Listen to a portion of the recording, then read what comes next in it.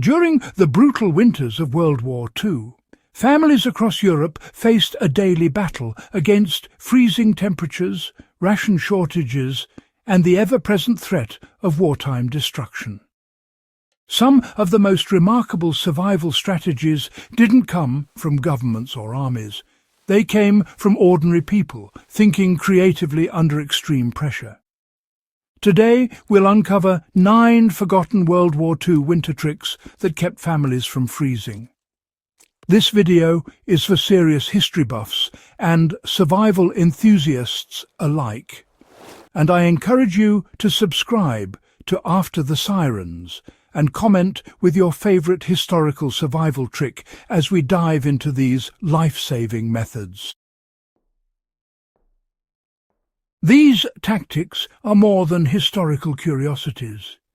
Many can be adapted to modern survival scenarios or used to inspire innovative, low-cost ways to stay warm in extreme conditions. Let's explore how ingenuity, resourcefulness, and sheer necessity shaped daily life during wartime winters. Families recycled every scrap of material to create insulation. During the winter months, ordinary fabrics, newspapers, and even straw were repurposed to create additional layers inside homes. Many families stuffed newspapers into walls, around window frames, and underflooring to reduce heat loss. Modern adaptation of this method is surprisingly practical. For example, if you're looking to insulate a small room or even a temporary shelter, layering cardboard, newspapers or blankets in cracks and along windowsills can significantly reduce cold drafts. Heating was often improvised using kitchen ingenuity. With fuel scarce, many households relied on stoves and ovens not only for cooking, but for heat. World War II families learned to trap and direct heat efficiently. Pots of water were heated on stoves and placed strategically around rooms to radiate warmth. Some even used bricks or stones heated in ovens as makeshift radiators. Today, this method can be applied when camping or during a power outage. You heat stones or water safely, then place them in rooms with adequate ventilation to distribute warmth without electricity. Clothing layers became strategic armour against frost. Families adopted layering systems that balanced insulation with mobility. Wool and cotton were layered under heavier outer garments, and homemade scarves, gloves and hats were essential. The principle is simple. Multiple thin layers trap air, creating natural insulation. Applying this concept in modern survival or outdoor activities can prevent hypothermia, and learning to layer clothing strategically can, really replicate the comfort that wartime families achieved with very limited resources. Windows were double covered to prevent heat loss. Glass was often drafty and, quite difficult to replace during the war, so families used multiple coverings, newspaper, fabric, and even oiled parchment. The effect was, rather surprisingly, quite effective at slowing heat escape. To implement this today, applying inexpensive plastic film over windows or layering old curtains can create a similar barrier.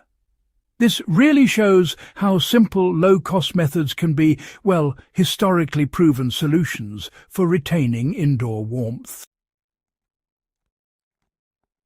Cooking and eating practices doubled as heating strategies. Families discovered that meal preparation could serve a dual purpose, warming the home and providing energy for the body. Kitchens became the central hub of warmth, and communal meals near stoves ensured that everyone stayed physically active and nourished. Modern emergency planning, can really adopt this principle. Designate a single heat source for both cooking and warmth, while coordinating household activity to maximize the retained heat.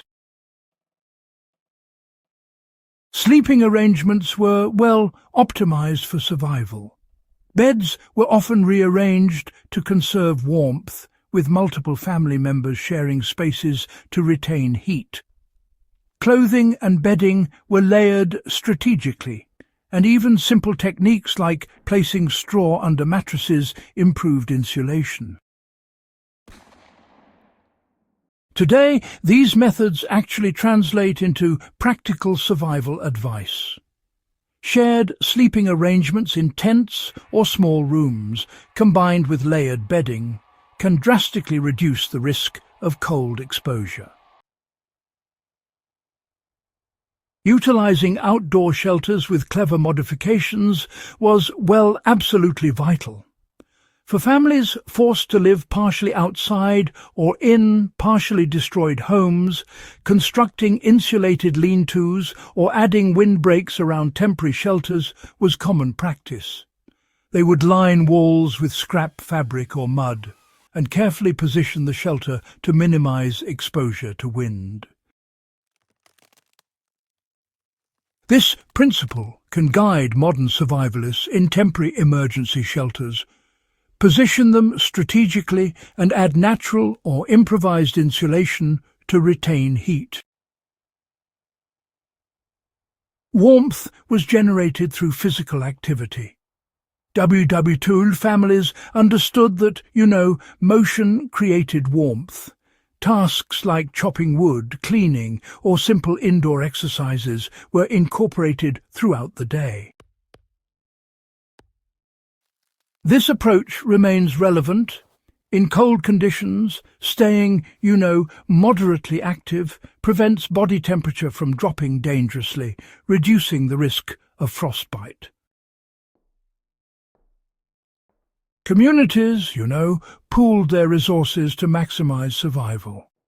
Neighboring families often shared fuel, clothing, and even body warmth during the coldest nights.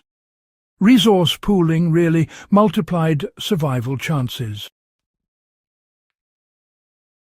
Today, this emphasizes a crucial survival lesson.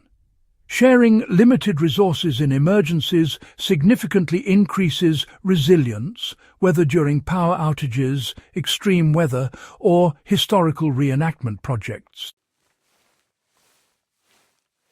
These 9 forgotten World War II winter tricks that kept families from freezing reveal the power of human ingenuity under extreme conditions. They remind us that resourcefulness and creativity can turn scarcity into survival.